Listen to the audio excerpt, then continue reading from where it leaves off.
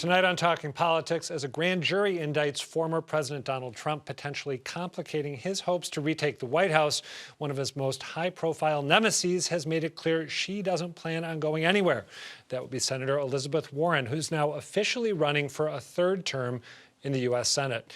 But recent polling suggests she might not be a lock for re-election. We'll dig into her strengths, weaknesses, and prospects later on. But first, Boston lost a titan this week. Community organizer and political trailblazer Mel King died Monday at the age of 94. And in the days since, it seems like the entire city has mourned the former state representative, history-making mayoral candidate, and lifelong activist who pushed back against racism and apartheid, mentored countless younger activists, and won hard-fought battles for affordable housing and against destructive development. Tributes to King have been pouring in from far and wide, but when I got a chance to talk to him at length a few years back, he balked when I asked about his legacy. There's no such thing as Mel King's legacy. Mel King has never done anything on his own or alone. But then he softened a bit on the legacy question, saying that he hopes people remember his very specific way of looking at the world. It would be that a belief that it's possible to have a community and a world where all the tribes are welcome and all the gifts are shared. I believe that it's going to happen. So when we talk about the Rainbow Coalition, it was a way of saying all the tribes are welcome, and that mythical pot of gold would be where all our gifts would be shared. The Rainbow Coalition was the diverse group of supporters who backed King in his campaign for mayor of Boston in 1983 when he became the first black candidate ever to make it to a general election in the city, but ultimately lost to his fellow former state representative, then a Boston City Councilor, Ray Flynn. Now, former Mayor Ray Flynn joins me along with the first black mayor of Boston, Kim Janey. She's now president and CEO of Economic Mobility Pathways. Thank you both for being here. Mayor Flynn, in 1983, when you and Mel King ran against each other, the city was divided over a court-ordered plan to desegregate Boston's public schools through the use of busing. And you too were divided on that. He supported the plan and you opposed it. But by all accounts, your campaign against each other managed to transcend that divide rather than exacerbating it. Why was that? Well, actually, the busing took place before Mel King and I ran against each other. Right. So the city was divided, you're right, and polarized. But Mel King and I were friends because we played basketball together. We knew each other from the neighborhoods. I played a lot of sports in South End, Roxbury. I was the first white kid ever to play on an all-black basketball team, which Mel King played on as well. Jack Crump was the coach. So we had a special relationship. Mel King's father was a longshoreman. My father was a longshoreman. My wife Kathy's father was a longshoreman. And so immigrant families of longshoremen, hardworking people. My mother was a cleaning woman. So, you know, we had those bonds of friendship and commonality that we shared together. So long before we talked about politics, we had the same kind of family identity. And we loved talking about that. And people love listening to that. Even during the campaign, this would be like 10 years or whatever is after the busing, we'd be talking about roots and working class people and poor people, special needs kids. So it was a relationship formed out of respect and commonality, common ground. Mm-hmm. And so that's why I admired Mel King greatly, and we got along so well. Mayor Janey, you volunteered for Mel King's run for mayor in 1983, as the button that you're wearing reminds us. As a young black woman at that moment in Boston's history, as Mayor Flynn mentioned, on the heels of busing dividing the city so sharply, what was it like being a part of that campaign? You know, I grew up knowing Mel, knowing his entire family. My great grandmother had a house one street over from the Kings. And so our families have been intertwined and connected for generations. And so Mel was that person in our community who everyone knew. We knew he was a leader. We knew he was doing important work. I had a front row seat in terms of seeing his activism and his fight for quality education and for affordable housing.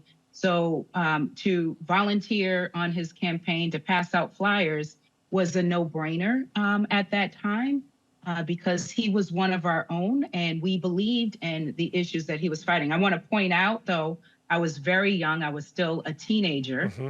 I was one of those kids who was bused in the 70s. And so this is the aftermath of that.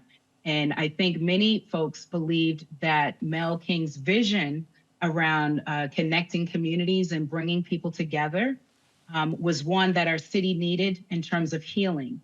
Mel King's genius is that his campaign was one that brought all walks of life together, very multiracial, intergenerational campaign. And so there was a lot of excitement for what this could mean for Boston. And when he made it to the final, obviously there was a lot of hope in that.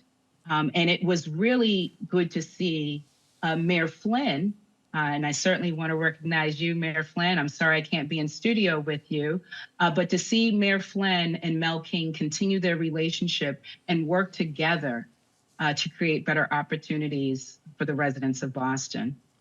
Mayor Flynn, you offered Mel King a position in your administration, right, after that election? Mm-hmm. And he took a pass. What was the role that you offered him, or was it more of a general? Well, the election, Kim Janey is absolutely right. What brought the city together was the election.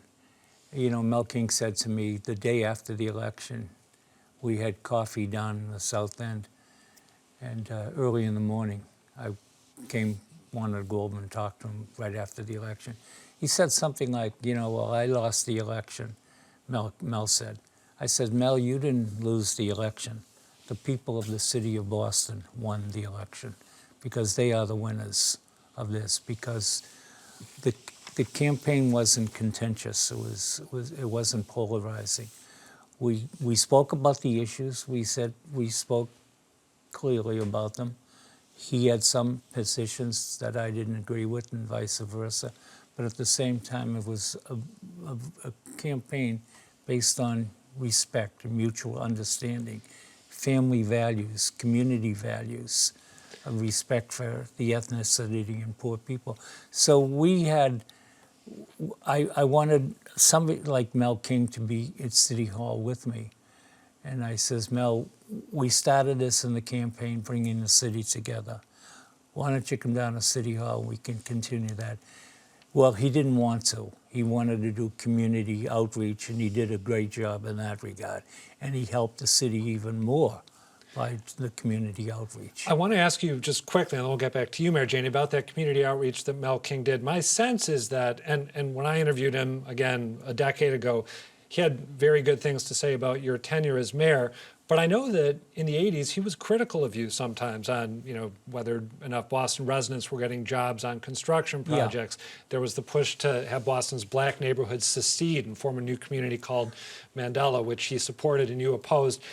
Was he, when he pressured you from the outside after you ran against each other, did he convince you or nudge you to do anything you might not have done otherwise? Well, I wasn't in favor of separating the city and all that. I'm not sure Mel was, but it sounded good in the campaign. And it made a point. And it made a point. So I respected what he was doing. But I never really took it personally. I always felt that the city of Boston, all the people of the city of Boston, were in his best interest, just like even though I represented South Boston in the state legislature back in the early 1970s, when he represented the South End in the 1970s. We worked on issues of common ground. I used to say to Mel all the time, the issues that bring people together are far greater, far more important than those narrow issues that separate us. He said, I agree. Yeah, that And seems like that's perfectly dovetailed with his worldview, right? We have the same family background, the same philosophy, the same political goals, and it worked for both of us. Mayor Janey, in the mayor's race a couple years ago, one of your campaign ads cast Mel King as the beginning of a political evolution in the city. I want to take a look at a little bit of the ad and then come back to you for some thoughts. For our city, it's been a long time coming. People have told me they're ready. They're ready for change. That unites us. Our time has come. Our time has come when we are going to take the helm. We are going to lead. We're going to bring the city together. At some point, we have to say, we need to give the women a chance. Mayor Janey, I know this is speculative, but if Mel King had stayed in South Carolina after going to college down there, or if he had made his adult life in New York City or Philadelphia or somewhere else, how do you think Boston would be different today? You know, I can't look back into a crystal ball to predict what Boston would have been like, but I am very clear that Boston is a better city because of Mel King, because of his advocacy, not just in the state legislature, because of his run, his historic run for mayor, but all of the work that he has done since then to engage communities, to bring communities together, to invest in our young people, and to lift up poor people in our city, and to ensure that we all have the opportunity to thrive in the city of Boston. There's no question in my mind that the leadership that we see, the fact that there was a Mayor Janey, that is in part because of Mel King, large part because of the doors that he opened up in this city. And so the fact that there's a Mayor Wu, again, those were the seeds that Mel King planted. And it really, I think there is a blueprint to be followed in terms of the relationship of Mayor Flynn and Mel King, and working together to ensure that our city does have that opportunity, that there is housing that people can afford to live in, that our schools are educating our children, that job opportunities and starting a small business are not insurmountable for certain communities. That is, I think, in part because of Mel King's legacy and his work, but also the relationship that these two gentlemen had and the care and commitment that they have to the city of Boston. In that interview that I've referenced a couple times, we talked a little bit about then Mayor Tom Menino, and Mel King was rather critical of Mayor Menino. He, I think, believed he had not done enough to guarantee that people of modest means would be able to continue living in Boston long term. But when I asked him who he hoped would replace Menino, he essentially said, I want the people to be their own mayor. I want them to know that they can take control of their own destinies and they can make the city be what they believe it can and should be. And I'm wondering, we actually have sound from Mel King making that point. Let's take a listen. Whoever's going to be the next mayor has to be pushed by the people to come up with what would make the city whole. And I'm convinced that, and I keep going back to this Messiah approach, that if people get in the street, talk to each other with a belief that we can make this community work for all of its neighbors, children, etc., that we can make that happen. And when you ask, who do we want to be the mayor? I want people to be their own mayor. I'm wondering if each of you think that right now in Boston that there is that sense of agency on the part of the city's residents. Mayor Flynn, let's start with you, then we'll go to Mayor Janey. You know, I always believed, and Mel did too as well, the politicians don't define the city. The people do. And Mel King and I were lucky, really lucky, because we came from the ranks of just average people. We weren't special. We had no money. We working class family, working class neighborhood. So we brought those values. Yeah, we're different color skin, but we brought those values from both sides of the bridge. the South Boston side, the South End side. We brought those values to City Hall. And you know, if you can do that, anybody can bring your personal values, even if a lot of people disagree with it. You do that, and you give an honest leadership. Everything in politics begins with honesty. If you're honest with yourself, if you're honest with the people, you're going to do a good job, even though you may not get reelected, even though people may disagree with you. That's the most important thing. Mayor Janey, I think you are going to get the last word here. Do you believe that Bostonians have that sense of agency that Mel King said he hoped they would have? I think they do more so than they ever have had in the past, particularly poor people in communities of color. The genius of Mel King is that he understood the principles of servant leadership.